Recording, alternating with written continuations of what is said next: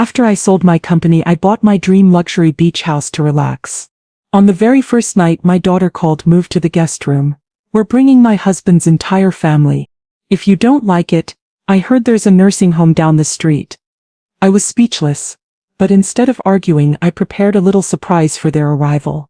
Before we continue, I just want to say thank you for taking the time to hear my story. If you're comfortable, let me know where you're listening from, and what time it is where you are. Now let me tell you my story. The final signature on the closing documents was a quiet, anticlimactic end to a lifetime of loud, relentless work.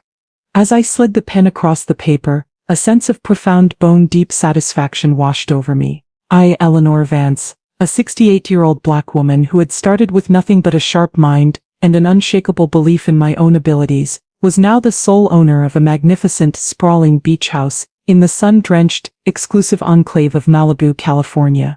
The house was more than a structure of glass, steel, and stone. It was a testament. It was a monument to the software company I had built from the ground up in my garage. The company I had just sold for a sum that still seemed abstract, almost comical in its magnitude. For 40 years my life had been a series of deadlines, boardrooms, and brutal 18-hour workdays. My retirement was not going to be a slow, gentle fade into obscurity. It was going to be a deliberate, luxurious, and deeply peaceful celebration of a life well lived. I spent that first day in a state of blissful, solitary wonder.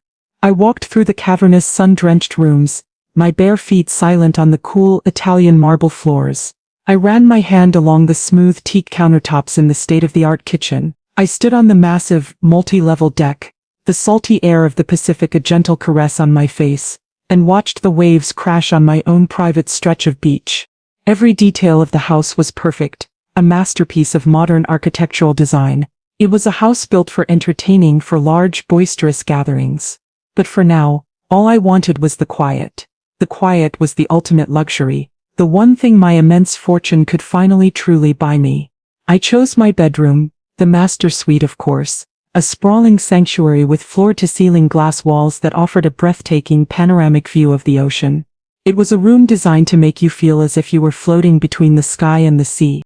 As the sun began to dip below the horizon, painting the sky in fiery strokes of orange and purple, I poured myself a single glass of expensive, perfectly chilled Chardonnay.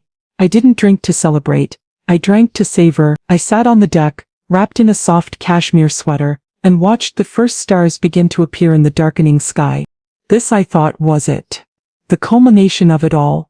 A life of struggle, of fighting for respect in a world that was not designed for a woman like me, had led to this, a quiet house, a beautiful view, and the profound, unassailable peace of my own company. My daughter Chloe and her husband Jason were back in Atlanta living their own busy, successful lives.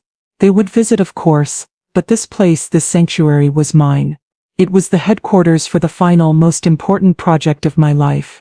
My own happiness. I felt a sense of peace so deep and so complete, that it was almost a physical sensation. It was the calm, quiet satisfaction of a CEO who has just presided over the most successful merger in her company's history. And as the first night in my new life began to fall, I had no idea that a hostile takeover was already being planned. The call came just as the last of the light had bled from the sky, leaving a deep, velvety, star-dusted canopy above the dark, murmuring ocean.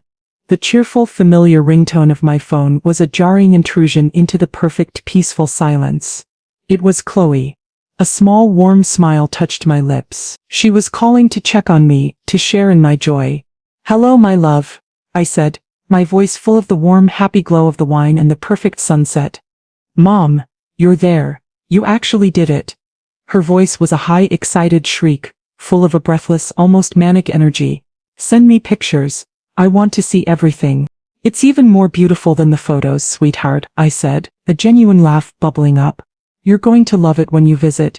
"Oh, we'll be visiting," she said, and the way she said it, the sudden sharp proprietary edge to her voice, sent the first small, cold sliver of unease through me. "Actually, that's why I'm calling. We have the most wonderful news." "Oh?" I asked, my smile tightening just a fraction. "Jason's family," she announced as if she were revealing a winning lottery ticket. "They're all in from Chicago for his cousin's wedding in LA next week." And I had the most brilliant idea. Why should they stay in some stuffy hotel when you have that massive, brand new beach house just sitting there empty? The cold sliver of unease was now a growing knot of dread. Chloe, honey, I began, my voice a little strained. I just got here. I was planning on spending the first few weeks just settling in, getting the feel of the place on my own. Don't be silly, Mom, she said with a dismissive, airy laugh, as if my desire for solitude was the most absurd, most selfish thing she had ever heard. You've got what, like 8 bedrooms? You can't possibly use all that space yourself. It's the perfect opportunity for a real family gathering. Brenda is so excited. She's always wanted to see Malibu. Brenda, Jason's mother, a woman whose personality was as loud and as overbearing as her taste in brightly colored kaftans. The thought of her and her entire boisterous, demanding clan descending on my brand new sanctuary of peace was a vision from a nightmare. Chloe, I said, my voice now firm, the CEO in me beginning to surface. That's very thoughtful of you, but the timing is just not good. The house isn't ready for guests. I haven't even fully unpacked. Oh, stop it, she snapped, the bright, cheerful facade vanishing, replaced by the familiar, sharp edge of her entitlement. It's a brand new house.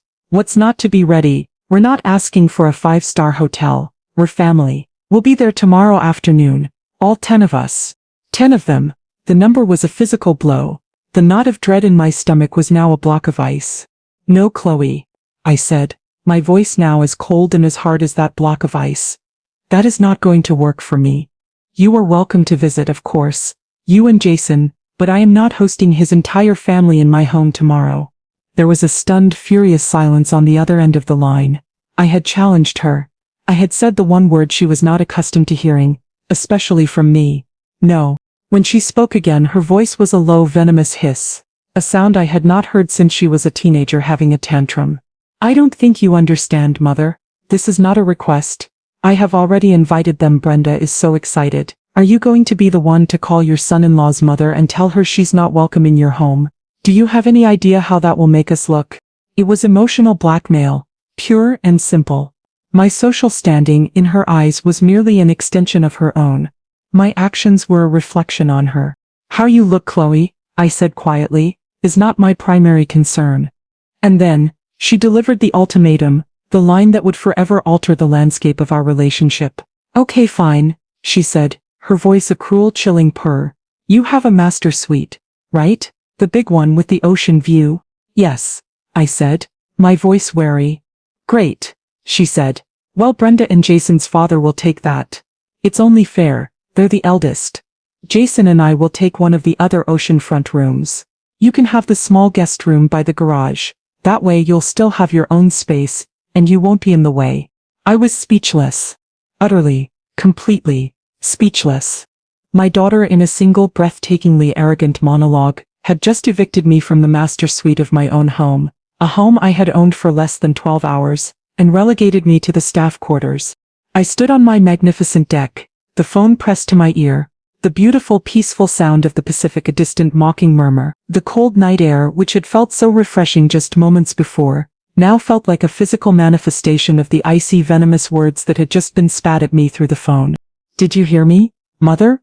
Chloe's voice snapped, sharp and impatient, cutting through my stunned silence. Move your things to the guest room. We'll be there around 3. I finally found my voice, but it was a weak, incredulous whisper.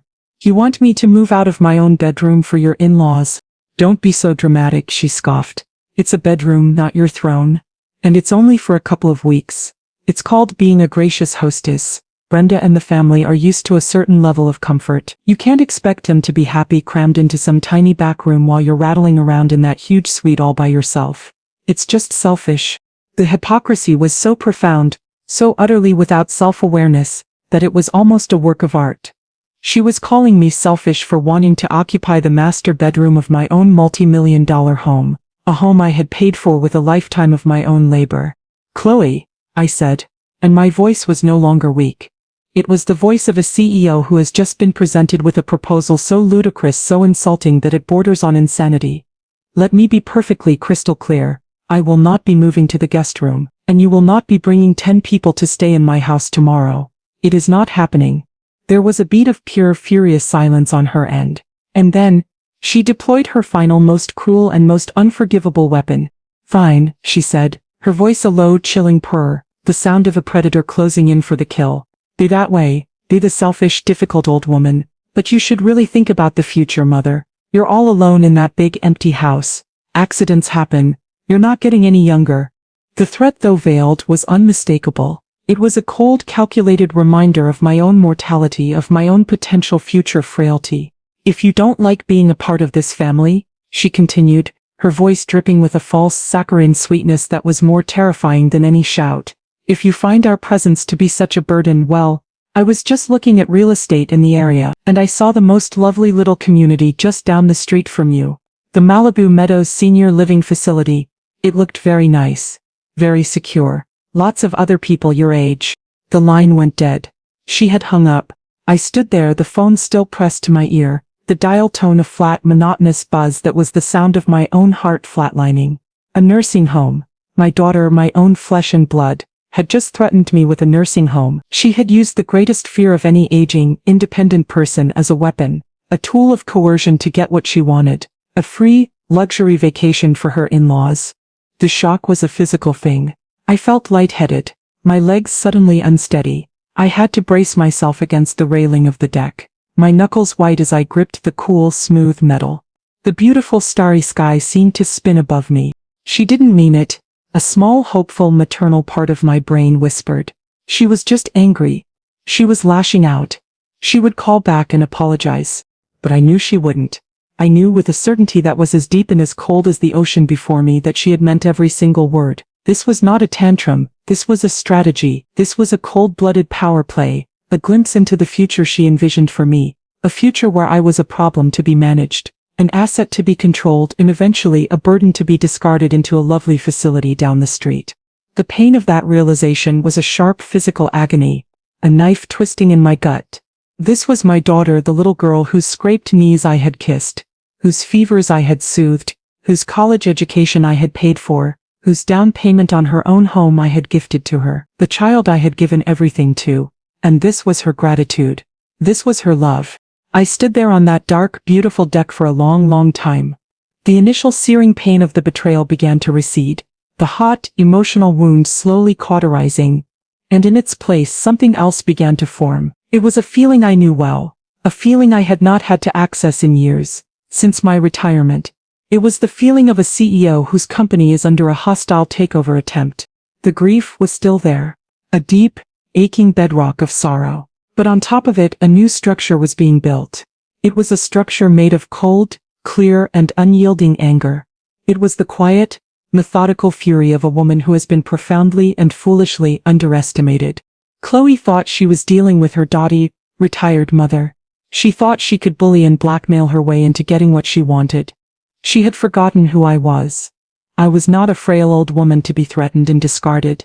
I was Eleanor Vance. I had built an empire from scratch. I had faced down corporate raiders and hostile boards. I had navigated the brutal shark-infested waters of the tech industry and had emerged not just victorious but legendary. My daughter had just declared war. She had tried to stage a coup in my own home, and she had no idea that she had just launched her pathetic little rowboat into the path of a battleship. The beautiful crystal glass of Chardonnay, which had tasted of pears and success just an hour before, now tasted like ash. I took the glass, walked to the edge of the deck, and emptied its contents into one of my newly planted bougainvillea pots. I was done with quiet savoring. The time for peaceful reflection was over. It was time for war. I walked back into the magnificent empty house, my footsteps echoing in the cavernous silent space. But the silence was no longer peaceful. It was the charged electric silence of a command center in the moments before a major operation. My quiet fury was not a hot, chaotic thing. It was a cold, focused, and deeply creative force. It was the fury of an architect who has just seen her beautiful, perfect blueprint defaced by a crude, ignorant vandal, and she is now going to design a new structure, a structure of consequences, so elegant and so inescapable that the vandal will never forget the lesson. My daughter's plan was built on a foundation of assumptions. She assumed I was weak. She assumed I was lonely. She assumed I was afraid of her anger, of her threats. And she assumed that her love, or the withdrawal of it, was the most powerful weapon in our relationship. She was wrong on all counts. She had made a critical strategic error. She had mistaken my quiet for powerlessness. She had no idea that my entire life, My entire success had been built on a foundation of quiet, relentless observation and meticulous, behind-the-scenes planning. I had never been the loudest person in the boardroom. I had always been the most prepared. I began to walk through my new magnificent home, but I was no longer seeing it as a sanctuary. I was seeing it as a battlefield. I was assessing the terrain, identifying the strategic assets, and planning my counteroffensive. The guest wing, a beautiful self-contained section of the house with 4 bedrooms and its own private lounge. The converted carriage house, a charming 2-bedroom apartment over the garage. The state-of-the-art home theater in the basement, the infinity pool that seemed to spill directly into the Pacific Ocean. The fully stocked, temperature-controlled wine cellar. These were not just amenities, they were now assets to be leveraged, privileges to be granted, or, more importantly, withheld. My daughter wanted to treat my home like a luxury hotel for her freeloading in-laws. Fine, I would give her a luxury hotel experience, but I would be the one setting the terms. I would be the one writing the policies, and I would be the one presenting the bill. The surprise, the one I would prepare for their arrival, began to take shape in my mind. It was a plan of beautiful, simple, and ruthless logic. It was a plan that would use their own entitlement, their own arrogance, their own expectations, as the very instruments of their downfall. I would not stoop to her level of threats and emotional blackmail. My response would be professional. It would be contractual. It would be, in its own way, a work of art. I walked into the minimalist high-tech home office, a room that was my natural habitat. I sat down at the large, empty desk, the dual monitors glowing with a soft, expectant light. The CEO was back in her chair. My phone felt heavy in my hand. I had one call to make, the first step in setting my plan in motion. I scrolled through my contacts, my thumb hovering over the name that had been my right hand, my secret weapon for the past 15 years.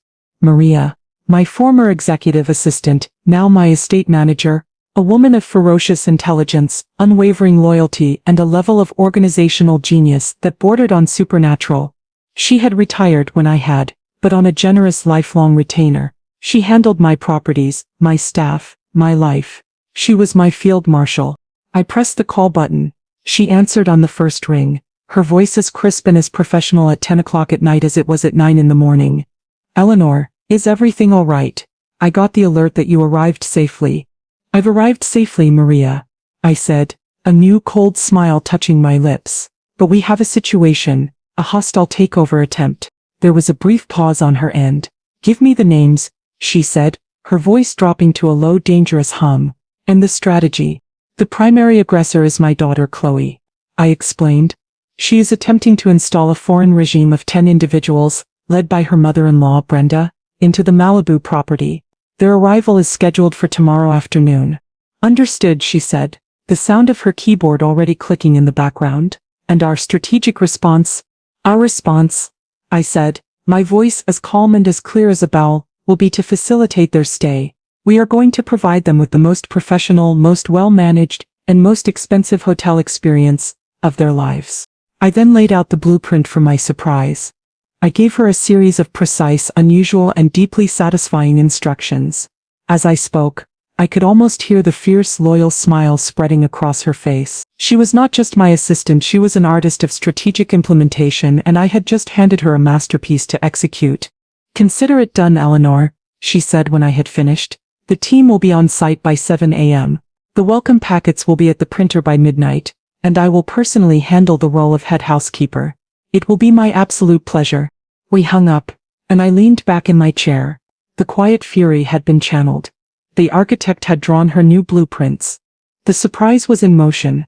My daughter and her band of invaders were sleeping peacefully, dreaming of a free luxury vacation. They had no idea that they were about to check into the Hotel Eleanor. And checkout was going to be an absolute nightmare.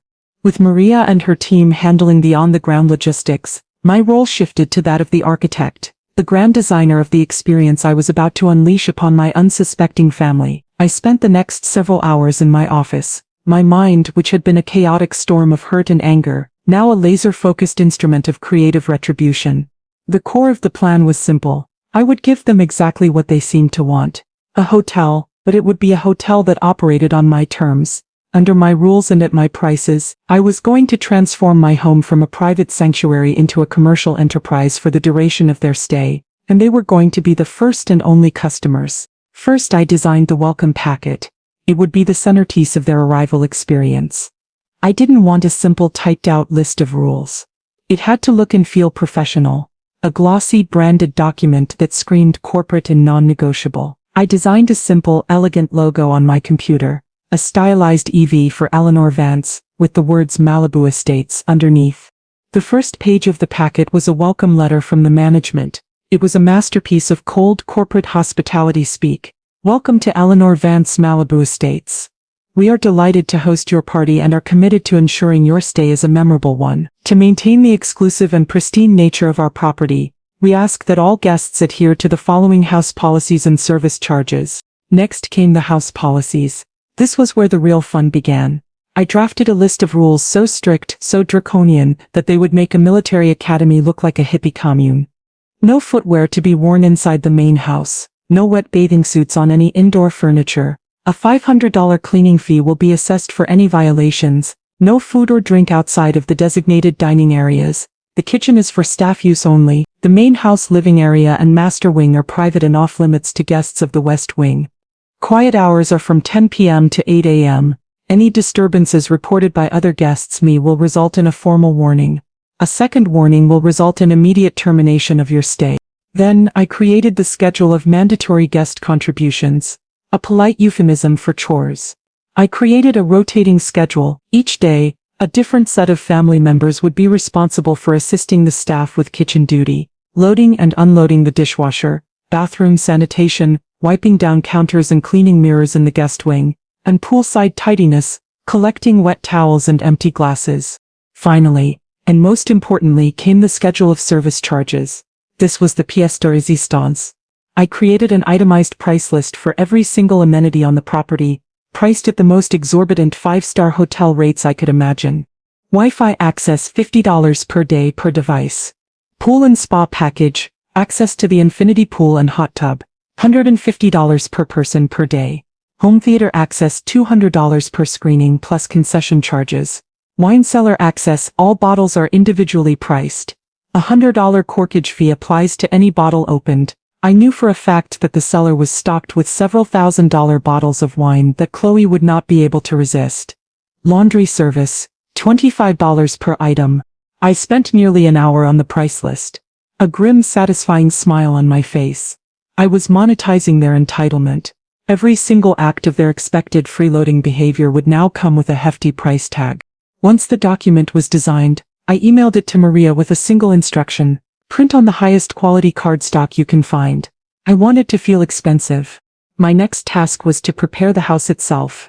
I went through the main living area, the heart of my home, and I depersonalized it just as a hotel would. I took down the family photos. I put away the books and personal effects that made it feel like a home. I transformed it into a beautiful but cold and impersonal lobby. Then, I went to the master suite.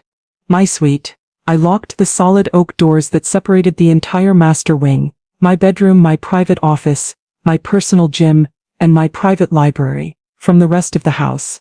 This was now the private residence of the owner. Off limits. Finally, I went to the small, sterile guest room by the garage, the room my daughter had so generously assigned to me. I packed a small overnight bag with a change of clothes and my toiletries, and I placed it in the room, a silent theatrical gesture of my supposed compliance. I would not be staying there, of course. I would be in my magnificent locked-off master suite, but they would believe I had been banished, just as they had intended. By the time I finished, the sun was beginning to rise. I had been up all night, my mind a whirlwind of creative, strategic fury. The house was no longer my home. It was a stage. It was a trap, and every detail had been meticulously, lovingly, and ruthlessly prepared. I was no longer the victim of their hostile takeover. I was the architect of their surrender. At precisely 7:00 a.m., a discreet, unmarked white van pulled into my long, winding driveway. Maria had arrived. She was not alone. She had brought with her a team of 4, 2 men and 2 women, all dressed in simple professional black uniforms with the elegant new EV logo embroidered on the chest. They were not, of course, professional hotel staff. They were a team of out-of-work actors and event staff from one of the freelance agencies I had used for years, all of whom were fiercely loyal to Maria and by extension to me. They were all professionals skilled in the art of performance, and they had been briefed on their roles. Maria herself was a vision of formidable managerial competence. She had traded her usual stylish business attire for a severe black dress, her hair pulled back in a tight no-nonsense bun. Her expression was one of cool, unassailable authority. She was no longer Maria, my friendly, efficient estate manager. She was Ms. Alvarez, the head housekeeper, a woman who did not suffer fools gladly. "Good morning, Eleanor," she said, her voice a low, professional hum as her team began to silently and efficiently unload their supplies from the van. "The packets have been printed, the uniforms are perfect, and the team has been rehearsed. We are ready for our performance." "You are a miracle, Maria," I said, a genuine grateful smile touching my lips. "No," she replied, a fierce, loyal fire in her eyes. "I'm just a woman who does not appreciate seeing her boss, and her friend, being treated with such profound disrespect. This," she said, her gaze sweeping the magnificent house, "is going to be a pleasure." For the next several hours, the house was transformed. Maria and her team moved with the quiet, purposeful efficiency of a special forces unit. They placed small, discreet, professionally printed signs around the property: private residence, staff only on the doors to my master wing. Pool and spa guest charges apply by the entrance to the deck. Kitchen staff access only. They stocked the guest wing with standard, hotel-issue toiletries and thin, scratchy towels. They removed the luxurious high thread count sheets from the guest beds, and replaced them with something clean, but decidedly less opulent. In the kitchen, which they had now claimed as their staff area, they did not prepare a welcoming feast. They prepared a large, institutional-looking vat of iced tea, and a plate of simple, unadorned sugar cookies. This would be the complimentary welcome refreshment. Anything else would be subject to a charge. While they worked, I gave Maria a final walkthrough, a last-minute strategy session. "The key to this, Maria," I explained, "is to be unfailingly, soul-crushingly polite. You are not their friends. You are not their family. You are the management. You are here to enforce the policies of the establishment. There is no room for negotiation. There is no room for emotion. You are a wall of professional, smiling indifference." "I was born for this role, Eleanor," she said with a grim, satisfied smile. "Chloe, my daughter, will be the most difficult," I continued. "She will try to pull rank. She will tell you that this is her mother's house, and that she is in charge. You will look at her with a blank, polite smile and you will say, 'I'm sorry, madam, but my instructions come directly from the estate's legal department. All policies are non-negotiable.'" "The legal department," Maria repeated, savoring the beautiful bureaucratic lie. "Perfect. And her mother-in-law, Brenda," I added. "She will try to charm you, then bully you. She will see you as the help. You must be a fortress, unmovable, unflappable." By noon, the transformation was complete. The house was no longer a home. It was a cold, beautiful, and highly regulated commercial establishment. Maria and her team were in position, their expressions perfectly neutral, their uniforms perfectly pressed. I retreated to my private library within the locked-off master wing, a room with a discreet, one-way glass panel that looked out over the main foyer. I would be the silent, unseen observer of my own theatrical production. The stage was set. The actors were in place. All that was left was for the unsuspecting and deeply undeserving guests of honor to arrive. I sat down in my comfortable leather armchair, a cup of tea in my hand, and I waited for the show to begin. At precisely 3:15 p.m., the crunch of tires on the gravel driveway announced their arrival. I watched from my hidden vantage point in the library as two massive black SUVs, clearly expensive rentals, pulled up to the grand entrance of my home. The doors burst open and my daughter's new family spilled out onto the pristine driveway like a horde of invading marauders. It was a scene of chaos and entitlement. The volume was the first thing that struck me. They were loud, their voices a cacophony of excited shouts and demanding commands that shattered the peaceful oceanside air. There were indeed 10 of them. Chloe, Jason, and Jason's mother, Brenda, were the vanguard. Following them were Jason's 2 brothers, their wives, and 3 loud, hyperactive children who were already chasing each other across my perfectly manicured lawn. They were not just visiting, they were taking possession. They left the SUV doors hanging open, and a mountain of luggage, at least 20 oversized suitcases, was simply abandoned on the driveway, a clear, unspoken expectation that someone else, the help, would deal with it. Chloe led the charge toward the front door, her face a mask of triumphant, proprietary pride. This was her moment. She was presenting this magnificent palace to her in-laws, a tangible symbol of the wealthy, powerful world she had married into. She was no longer just Chloe. She was the lady of the manor. Jason trailed in her wake, his expression one of easy, laid-back amusement. He was a man who was happy to enjoy the fruits of a victory he had not fought for. Brenda, his mother, was a vision in a loud, brightly colored caftan that billowed in the sea breeze. She surveyed the property with a critical, appraising eye, her expression not one of gratitude, but of a woman who was assessing whether the accommodations were up to her standards. "It's bigger than it looked in the pictures," I heard her declare, her voice a loud, booming thing that was clearly intended to carry. "I hope the pool is heated." Chloe, playing the role of the gracious hostess to perfection, opened the front door without even knocking and swept her family into the grand sun-drenched foyer. "Welcome everyone," she announced, her arms spread wide. "Welcome to our new home away from home." But the scene that greeted them was not the one she had been expecting. She had been expecting her quiet, slightly dotty mother to be waiting meekly in the foyer, ready to be dismissed to the guest room by the garage. She had been expecting an empty house that was hers to command. Instead, she was met by a formidable, silent figure. Maria, in her severe black uniform, stood in the center of the marble floor, her posture ramrod straight, her expression a perfect, unreadable mask of professional welcome. Behind her, 2 other uniformed staff members stood at attention, their hands clasped behind their backs. The loud, chaotic energy of the arriving family faltered, a wave crashing against a granite seawall. Chloe stopped dead, her triumphant smile freezing on her face. "Ah, hello?" she said, her voice a mixture of confusion and a dawning sharp annoyance. "Who are you?" Maria stepped forward and gave a slight, almost imperceptible bow. "Good afternoon, madam," she said, her voice as smooth and as cool as the marble floor. "My name is Ms. Alvarez. I am the head housekeeper.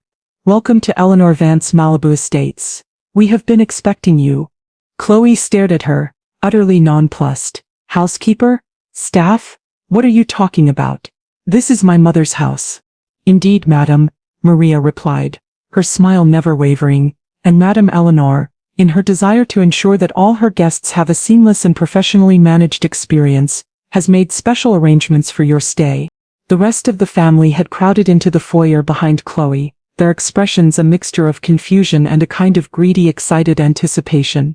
Staff? This was even better than they had imagined.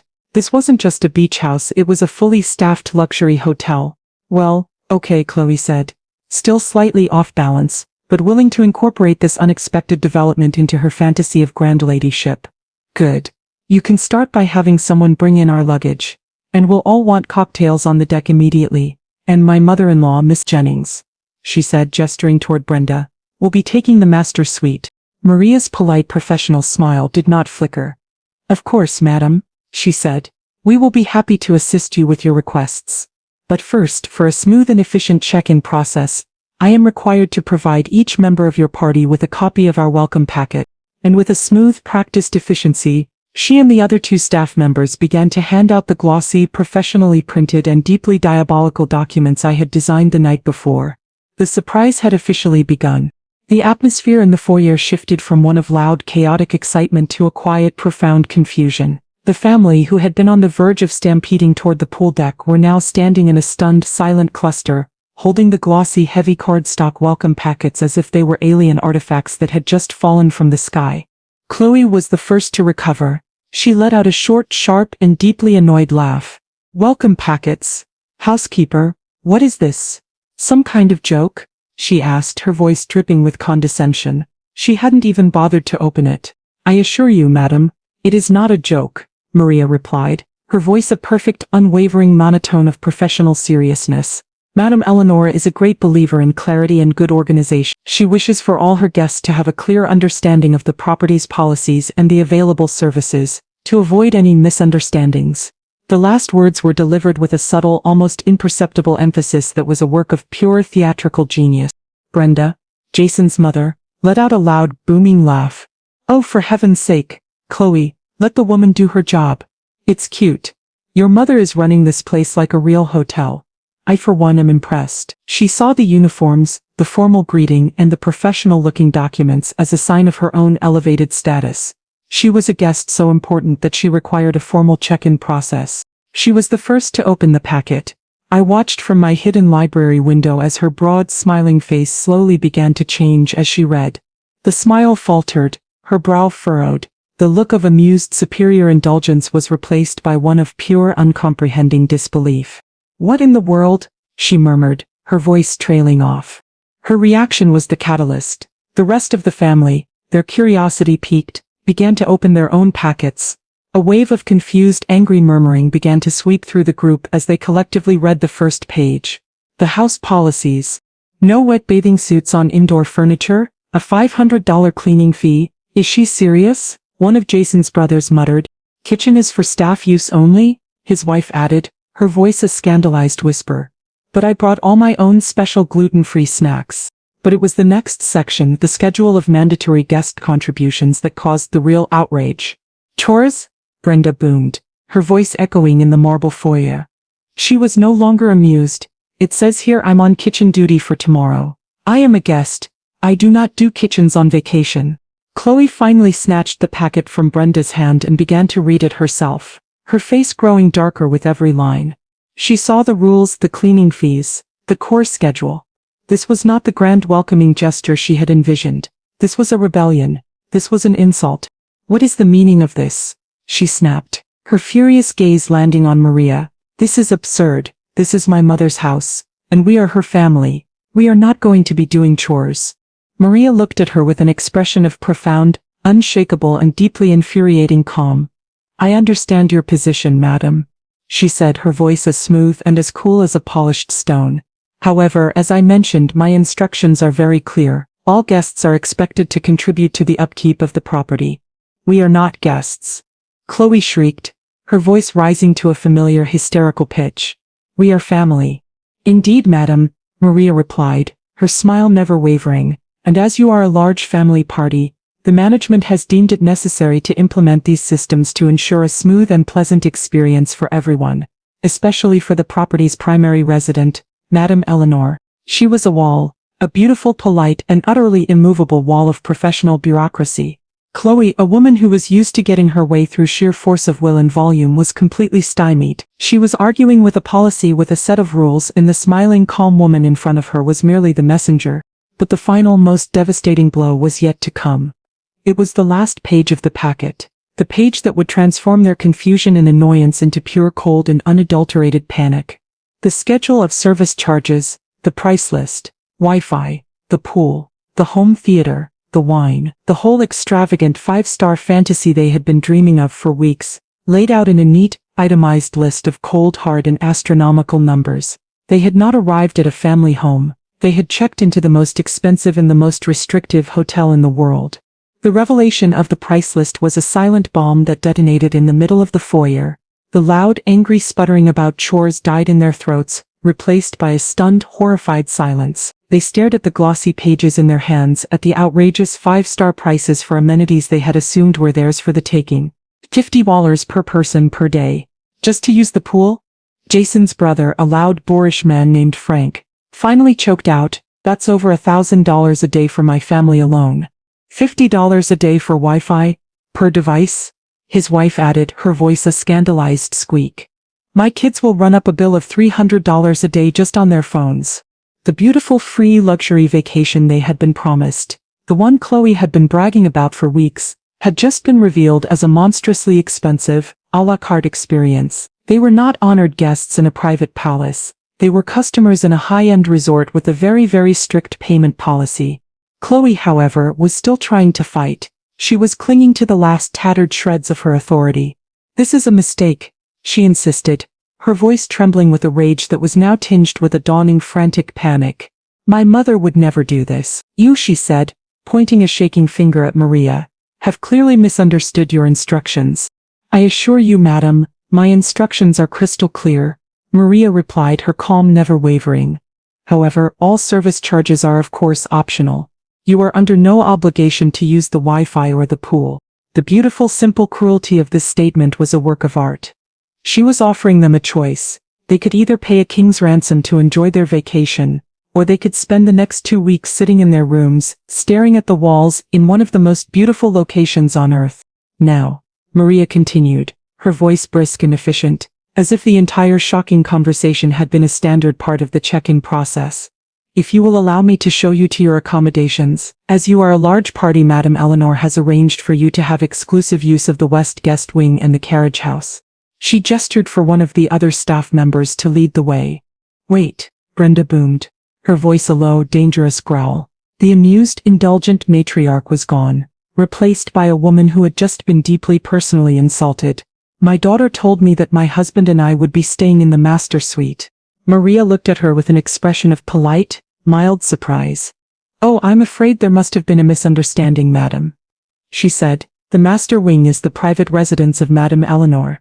It is strictly off-limits to all guests, but I assure you the suites in the guest wing are perfectly adequate. The word adequate was a final, devastating insult. Brenda, a woman who considered herself anything but adequate, looked like she was about to explode. But before she could, Maria had already set the procession in motion. The family, now a sullen, defeated and deeply confused herd, was led away from the magnificent sun-drenched main house, down a long, cool and distinctly less glamorous hallway. The guest wing was beautiful. Of course, in any other context it would have been considered luxurious, but in comparison to the soaring ceilings and panoramic ocean views of the main house, it was a clear and definite downgrade. The rooms were smaller, the furniture less opulent, the views were of the garden, not the ocean.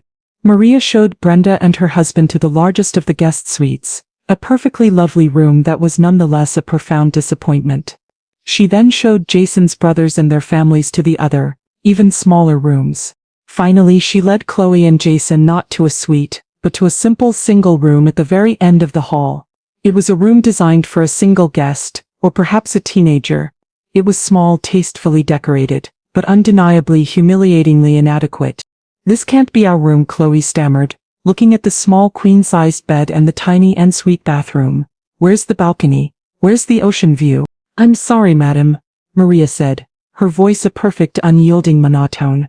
This is the room that was assigned to your party. As I'm sure you can understand, with such a large group arriving on such short notice, we had to make the most efficient use of the available space. The lie was so beautiful, so perfectly crafted to echo Chloe's own words back to her. She had created this problem and now she was being forced to live with the adequate solution. Chloe stood in the doorway of her small, disappointing room, her face a crumbling mask of horror.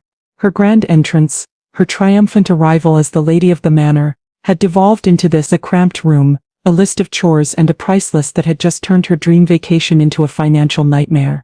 The segregation was complete. They had been separated from the power, from the luxury, from the very heart of the house they had come to conquer. They were no longer invaders, they were inmates, confined to the comfortable but undeniably inferior prison of the guest wing, and their sentences were just beginning. The first day of their vacation was a study in sullen, resentful compliance. The family, still reeling from the shock of their welcome, seemed to be in a state of collective paralysis. They spent the afternoon huddled in the guest wing lounge, their voices a low, angry buzz of whispered conspiratorial conversations. They were trying to make sense of a world that had suddenly, inexplicably stopped revolving around them. The children, however, had no interest in their parents' existential crisis. They were kids, and they saw a magnificent, sparkling infinity pool. The rules, the price lists, the drama, it was all just adult noise. And so, with the reckless, joyful abandon of youth, they changed into their bathing suits and descended upon the pool deck like a conquering army. I watched them from the one-way glass of my library window. They were loud, splashing and shouting, their parents' dark mood completely forgotten. They used every towel, they ordered virgin piña coladas from a staff member who dutifully wrote down their room number, and they had a wonderful, glorious and astronomically expensive time. Chloe, Jason and the other adults eventually emerged from their self-imposed exile in the guest wing. They did not use the pool. They sat on the deck chairs, a miserable, pouting tribunal, watching their children with a mixture of envy and a dawning financial terror. Chloe, I could see, was trying to reassert her authority.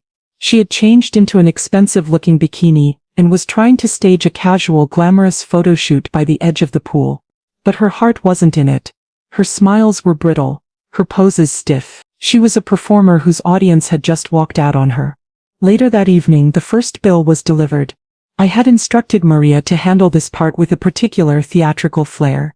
At around 7 o'clock, just as the family was awkwardly gathering in the guest lounge trying to decide what to do about dinner, the kitchen being off-limits and the on-site private chef being another exorbitant a la carte option. One of the uniformed staff members appeared. He was holding a small silver tray. On the tray were 2 crisp, white envelopes. He walked directly to Brenda, who had installed herself in the largest armchair as if it were a throne. "For you, madam," he said, presenting the first envelope to her with a polite, deferential nod. Brenda, assuming it was some kind of welcome note or invitation, took it with a look of regal satisfaction. She opened it. Her expression as she read the single sheet of paper inside was a magnificent slow-motion collapse. It was an itemized bill. Tulpool and Spe package, afternoon use. It listed her 3 grandchildren by name, at a rate of $150 each. It then listed the 7 specialty non-alcoholic cocktails they had consumed, at a price of $25 each. The total was a neat, clean, and utterly horrifying $65. "What is this?" she boomed, her voice a mixture of outrage and disbelief. The staff member did not flinch. "It is the bill for the services your party consumed this afternoon, madam," he said calmly. "The management prefers to settle all daily charges at the end of each day, to avoid any large, surprising bills at the end of your stay." Before Brenda could fully explode, the staff member turned to Chloe and presented her with the second envelope. "And for you, madam." Chloe, her face now pale with dread, took the envelope with a trembling hand. She opened it. Her bill was for a single line item, wine cellar corkage fee and bottle charge. It was for the bottle of vintage Dom Perignon she had found in the guest wing lounge's mini fridge, and had triumphantly opened earlier that afternoon, assuming it was a complimentary welcome gift. The price was a staggering $1,000. A small strangled sound escaped Chloe's lips. The 2 women, the 2 matriarchs of this invading army, now sat there, holding the physical paper proof of their own arrogant assumptions. The free ride was not just over, it was being retroactively and punitively charged for. "I am not paying this," Brenda declared, her voice a thunderous roar. "This is robbery. This is insane." "I will go and speak to my mother," Chloe said, her voice a low, furious hiss. She stood up, her eyes blazing with a fresh wave of defiant rage. The shock had worn off, and her natural aggressive entitlement was reasserting itself. She thought this was all a game, a power play, and she was determined to find the person in charge and bend them to her will. "This little performance is over." She stormed out of the guest lounge, her heels clicking an angry staccato rhythm on the marble floors. She was on a warpath. She was coming for me and I was ready for her. Chloe stormed through the house like a hurricane, her furious energy a stark, violent contrast to the serene, quiet elegance of the space. She was a woman on a mission, a general leading a charge of one against an enemy she had catastrophically misunderstood. She clearly expected to find me cowering in the small, sad guest room by the garage, a place where she could loom over me, berate me, and bully me back into my proper subservient role. But the doors to the master wing, the doors that I had so deliberately and so symbolically locked, stopped her in her tracks. She rattled the handles, her frustration growing with every futile, angry tug. She was locked out. She was being denied access to a part of the house she had, just 24 hours ago, so arrogantly tried to claim for her in-laws. Her fury, I am sure, reached a new stratospheric level. She began to bang on the doors, her fists a frantic, impotent drumbeat against the solid, unyielding oak. "Mother, open this door, I know you're in there. We need to talk. Now." I was, of course, not in the master bedroom. I was exactly where I had planned to be. In the private library, a beautiful soundproofed sanctuary at the heart of the master wing. I sat in my comfortable leather armchair, a first edition of a Maya Angelou memoir, open in my lap, a cup of chamomile tea steaming gently on the table beside me. I could not hear her shouts, but Maria, who was in communication with me via a discreet earpiece, kept me apprised of the escalating situation. Phase 1 of the confrontation has commenced. Maria's calm, disembodied voice murmured in my ear. The subject is attempting to breach the perimeter of the private residence. She appears agitated. I took a slow, calming sip of my tea. Let her agitate for a few more minutes. "Maria," I said into the tiny microphone on my collar, let her marinate in her own powerlessness. After 5 full minutes of Chloe's frantic, unanswered banging, I decided it was time for the next phase of the confrontation. "All right, Maria," I said. "You may grant her an audience." Maria's voice came over the internal intercom system, her tone a perfect, chilling blend of professional politeness and bored indifference. "Madam Chloe," Her voice echoed in the hallway outside my locked wing. Please refrain from striking the doors. You are disturbing the other resident. If you wish to speak with Madame Eleanor, she has agreed to meet with you, in the library. I will show you the way. The thought of Maria leading my furious, sputtering daughter through the secret, private corridors of my personal sanctuary was a deeply, profoundly satisfying one. It was a physical journey into the heart of the power she had never known I possessed. A moment later, a discreet, hidden door at the end of the hallway opened, and Maria led Chloe into the library. Chloe stopped dead in the doorway, her mouth falling open in a silent, slack-jawed gasp. The library was my secret, happy place. A room no one but my closest staff had ever seen. It was a 2-story circular room, its walls lined from floor to ceiling with thousands of books.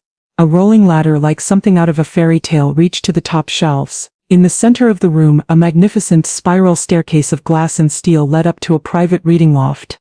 The air smelled of old paper, of leather, and of the quiet, accumulated wisdom of centuries. It was a room that spoke not of money but of a life of the mind, of a depth and a substance that Chloe in her world of flashy, disposable trends could not even begin to comprehend. And there I sat, in the center of it all, a quiet, serene queen on her throne, a book in my lap. Mother, she whispered, the single word a breath of pure, unadulterated shock. Hello, Chloe, I said, looking up from my book, my expression one of mild, pleasant surprise, as if she were a slightly unexpected but not entirely unwelcome visitor. To what do I owe the pleasure? The sight of me, not in a small, sad room by the garage but here in this magnificent secret chamber of power, completely derailed her. The furious, rehearsed speech she had prepared died in her throat. What is this? She finally stammered, gesturing wildly at the room. What is all this? And what is the meaning of this insane hotel game you're playing? Staff? Bills? Chores? This is your family. I carefully placed my bookmark in my book and set it aside. I looked at my daughter, at her beautiful, furious and profoundly tragically ignorant face. And I decided it was time to finally, after all these years, tell her the truth. I looked at my daughter, her face a mask of furious, sputtering confusion, and I felt a wave of profound, weary sadness. This was the moment where the carefully constructed, comfortable lies that had defined our relationship for her entire adult life were about to be stripped away, leaving only the cold, hard and unforgiving truth. Sit down, Chloe, I said, my voice quiet but with an underlying tone of command that she had never heard from me before. I gestured to the plush armchair opposite mine. She hesitated for a moment, then as if compelled by an authority she didn't understand but could not defy, she sat. I let the silence stretch for a moment, the only sound the faint, gentle hum of the room's climate control system. I wanted her to feel the weight of the room, the weight of a reality she was not prepared for. You are right about one thing, I began, my voice calm and even. This is not a game. A game is something one plays for amusement. I assure you, I am not amused. Then what is it? She demanded, a flicker of her old aggressive fire returning. It's a punishment, isn't it? A sick, twisted punishment because I wanted to have my family here. No, Chloe, I said, and my voice was soft, but the word was a firm, definitive correction.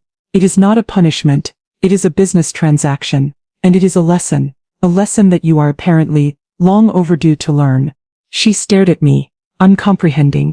You see, I continued, folding my hands in my lap, you have operated under a series of false assumptions for a very long time. You have assumed that my life, my resources, my very home are all extensions of your own. You have assumed that my love for you is a blank check, a limitless resource that you can draw upon at will without consequence, without gratitude and without respect. I leaned forward, my gaze meeting hers, and for the first time I let her see the cold, hard and utterly unyielding steel beneath the soft, maternal facade she had taken for granted her entire life. You called me last night, I said, my voice dropping to a low, chilling whisper. And you did not ask to visit. You informed me that you were staging an invasion. You demanded that I vacate the master suite of my own home. And when I had the audacity to refuse, you threatened me. You threatened me with a nursing home. Chloe. The color drained from her face. She had thought that was a private threat, a verbal weapon used in a moment of anger. She had not expected me to bring it up, to hold it up to the light. You made it very, very clear on that phone call. I said, my voice as sharp and as precise as a surgeon's scalpel, that you no longer see me as your mother. You see me as an old woman, an inconvenience, a problem to be managed, A person who should be grateful for whatever scraps of attention you and your real family deign to throw my way. That's not true, she protested, her voice a weak, pathetic thing. Isn't it? I asked, one eyebrow raised. Your actions speak far louder than your words, my dear. You and your in-laws arrived here today not as guests but as conquerors. You treated my home as your property and me as an irrelevant, invisible part of the scenery. I stood up and walked to the large window that overlooked the moonlit ocean. So, I said, my back to her, I have decided to accept the terms of the relationship that you have defined. You are no longer my daughter here in this house. You and your family are my tenants. And tenants, I said, turning back to face her, a cold, hard smile on my lips, have rules, tenants have boundaries, and tenants pay for what they use. You can't do this, she whispered, her voice a mixture of disbelief and a dawning, terrible horror. It's your house. Precisely, I said. It is my house, and in my house, I make the rules. And rule number 1 is that the person who pays the bills is the person who is in charge. You have enjoyed a lifetime of my quiet, invisible financial support, Chloe. You have mistaken my generosity for your own success. You have mistaken my silence for weakness. Today is the day that lesson ends. Today is the day you learn the true cost of your own entitlement. The lesson, in all its brutal mathematical clarity, had begun. She was not fighting with her mother anymore. She was in a contractual dispute with the owner of the property, and she had just discovered that she had violated every single clause in a lease she had not even known.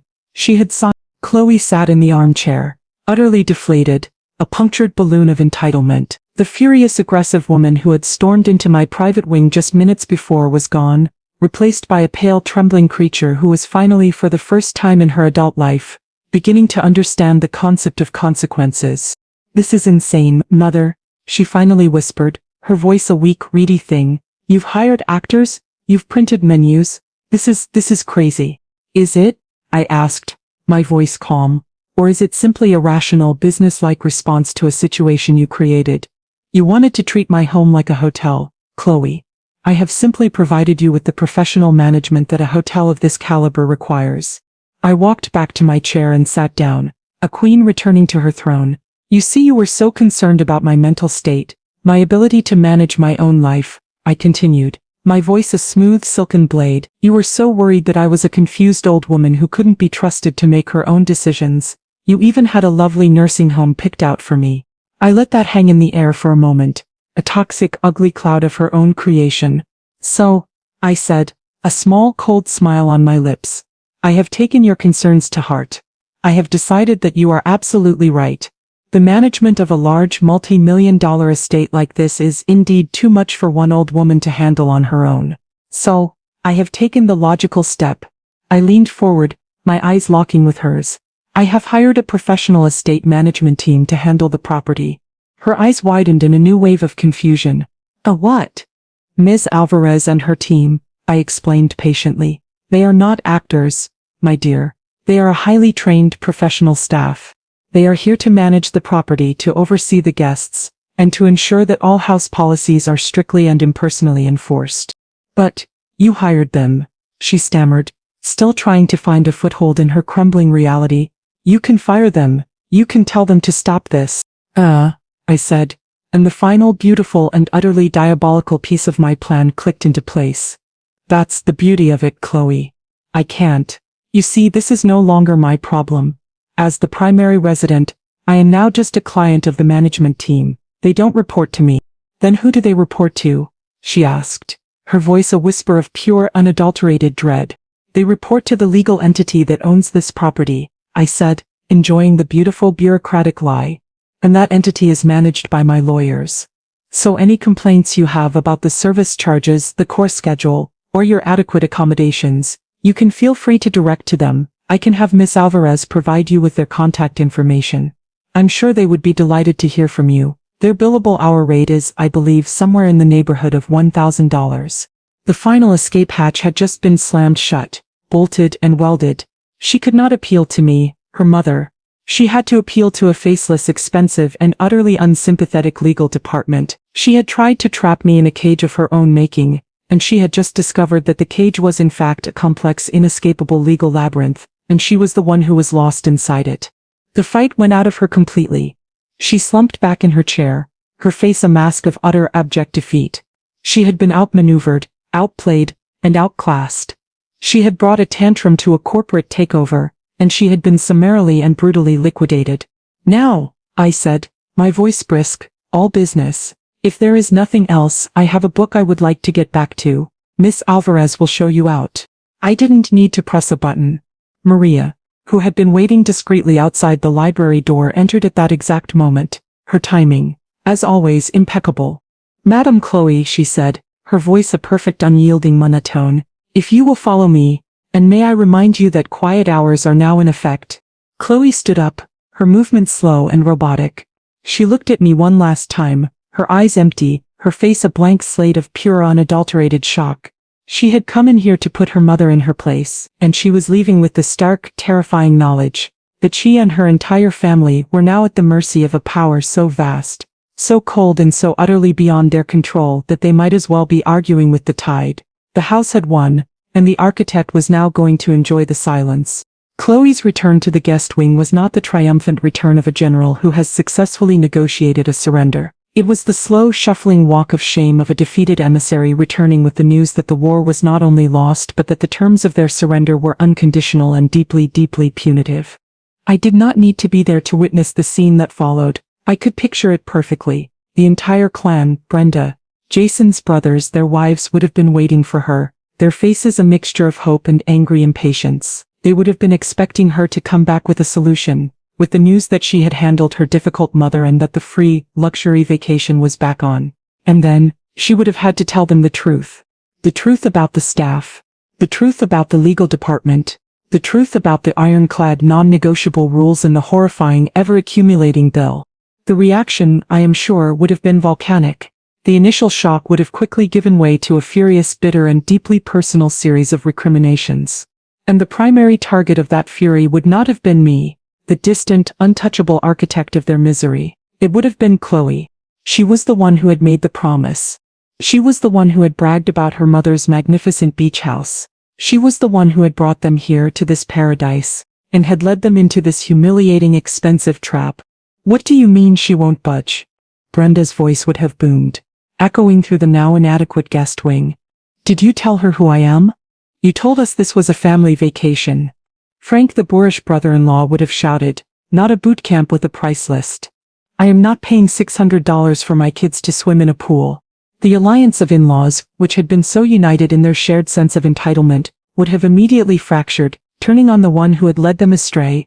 The dream vacation had become a nightmare, and they needed someone to blame. Chloe was the obvious, and the most satisfying target. Jason, my passive conflict-averse son-in-law, would have been useless. A silent, miserable witness to his wife's public evisceration. He had happily coasted on the promise of her inherited wealth and status, and now that the promise had been revealed as a fraud, he would have nothing to offer but his own weak, ineffectual silence. The arguments would have raged for hours, a toxic, ugly storm in the confines of their gilded cage. But eventually the anger would have given way to a cold, hard and practical reality. They could not afford to stay. Every minute they remained on my property the bill was growing. Every time a child turned on a tablet, every time someone opened the mini-fridge, the meter was running. Brenda, a woman for whom the concept of a free lunch was practically a religion, would have been the first to crack. The idea of paying for a vacation she had been promised as her due would have been anathema to her. She would have been the one to declare that she was not spending another penny in this crazy, inhospitable house. And so, the mass exodus began. It was not a quiet, dignified departure. It was a chaotic, angry retreat. They began to pack their bags, their movements jerky and furious. The beautiful sunny afternoon that should have been spent lounging by the pool was now a frantic, miserable scramble to escape. I watched it all from my library window. I saw the luggage, which had been so hopefully abandoned on the driveway, being angrily dragged back to the SUVs. I saw the furious, shouted conversations, the gesticulating arms, the slamming of car doors. It was a beautiful, satisfying and utterly predictable implosion. By 6 o'clock that evening they were gone. The two massive SUVs, filled with the angry, defeated members of the Jennings clan, peeled out of my driveway, kicking up a cloud of gravel and righteous indignation. They had lasted less than 3 hours in the Hotel Eleanor. They had left behind two people, Chloe and Jason. I watched as their car disappeared down the long winding road, leaving a cloud of dust and a profound, beautiful silence in its wake. My son-in-law stood on the driveway, looking lost, a man abandoned by his own tribe, and my daughter, my proud, ambitious and now utterly humiliated daughter, had slumped onto one of the porch steps, her head in her hands, her body shaking with what I could only assume were the first, genuine and deeply painful sobs of her entire pampered life. The hostile takeover had failed, the invading army had been routed, and the queen was once again alone in her silent, peaceful castle. The silence that descended upon the house in the wake of their chaotic departure was the most beautiful sound I had ever heard. It was a deep, profound, and all-encompassing peace, the kind of quiet that can only be truly appreciated after a long and brutal war. The air itself seemed lighter, cleaner, as if the very atmosphere had been purged of a toxic, suffocating presence. I instructed Maria and her team to take the rest of the night off, with a handsome bonus for their magnificent performance. They left, their faces full of a quiet, triumphant satisfaction. I was finally, truly alone in my magnificent silent sanctuary. I did not go down to the porch. I did not go to my daughter. The lesson was not yet complete. The final, most important part of her education had to be one she navigated on her own. The long, dark and lonely night of the soul that follows a catastrophic failure. She needed to sit in the rubble of her own making, to feel the full, unvarnished weight of her own actions. I spent the evening in my library, not reading but simply being. I listened to the sound of the ocean, a gentle, rhythmic shushing that was a balm to my weary spirit. I thought about my daughter, not with anger, but with a kind of detached clinical pity. I had not done this to her. She had done this to herself. I had simply held up a mirror, and she had been shattered by her own reflection. The next morning I rose early and went for a long walk on my private beach. The sand was cool, the air was misty, and the world felt clean and new. I felt a sense of lightness, of freedom that I had not felt in years. The heavy, unspoken burden of my children's entitlement, a weight I had carried for decades, had finally been lifted. When I returned to the house, they were waiting for me on the main deck. They were sitting at the large teak dining table, two small miserable figures in the vast sun-drenched space. Their bags, the mountain of luggage that had seemed so impressive just a day before, were packed and piled by the door. They looked like refugees, which in a way they were. They had been exiled from the kingdom of their own arrogance. I walked to the outdoor kitchen, poured myself a cup of coffee, and sat down at the head of the table, my rightful place. I did not speak. I simply sipped my coffee and looked out at the ocean, waiting. The silence stretched for a long, uncomfortable minute. Finally, it was Chloe who broke it. Her voice when she spoke was not the sharp, aggressive weapon she usually wielded. It was a small, fragile, and almost unrecognizable thing. "We're sorry, Mom," she whispered, her eyes fixed on the tabletop. "Are you?" I asked, my voice calm, neutral. "What exactly are you sorry for?" She looked up at me then, and for the first time in years I saw not the performative, entitled woman she had become, but a flicker of the little girl she had once been. Her eyes were red and swollen, and they were filled with a genuine, heartbreaking shame. "I'm sorry," she said, her voice cracking, "for not seeing you, for not respecting you. I'm sorry for taking you for granted. I'm sorry for the things I said about the nursing home. I was horrible, and I am so sorry." The apology was real. It was not a manipulation, it was a confession. It was the sound of a woman who had finally painfully hit rock bottom and had found in the wreckage a piece of her own long-lost humanity. Jason, my silent, passive son-in-law, finally spoke. "She's right, Eleanor," he said, his own voice thick with the shame he so richly deserved. "I let it happen. I stood by and I let it happen, and that's just as bad. I'm sorry too." I looked at them, at these two broken, humbled people, and I felt not the cold satisfaction of victory, but the first faint and fragile stirrings of something else. It was not forgiveness, not yet. It was something far smaller, far more tentative. It was the possibility of a beginning. I took a slow sip of my coffee. "So, what happens now?" I asked. "We're leaving," Chloe said, gesturing to their bags. "We're going to go home and figure things out, on our own." I nodded slowly. "That sounds like a good plan," I said. We sat in silence for another moment. The lesson was over. The consequences had been delivered. And now, a choice had to be made. A choice between the cold, clean justice I had so righteously served, and the messy, complicated, and infinitely more difficult path of grace. I stood up and walked to the edge of the deck, looking out at the endless beautiful expanse of the Pacific. The guest room by the garage is available, I said, my back to them, my voice a quiet, neutral offering. It's small, it has no view, but it's clean, and it's empty. I turned back to look at them. Their faces were full of a new, fragile and 不敢相信的希望. If you'd like to stay, I said, for a few days, to rest, to think, you are welcome to, as my guests. The real kind. I did not wait for their answer. I simply turned back to the ocean, leaving them to contemplate the offer. The choice was now theirs. They could leave in shame, or they could stay in humility. For the first time I had given them a real choice, not one based on entitlement or expectation, but one based on a simple, quiet, and deeply conditional offer of grace. The foundation of our old family had been demolished, and now on the clean, empty lot, we had the chance to build something new, something smaller perhaps, something more honest, something that was for the first time truly real. Thanks for watching.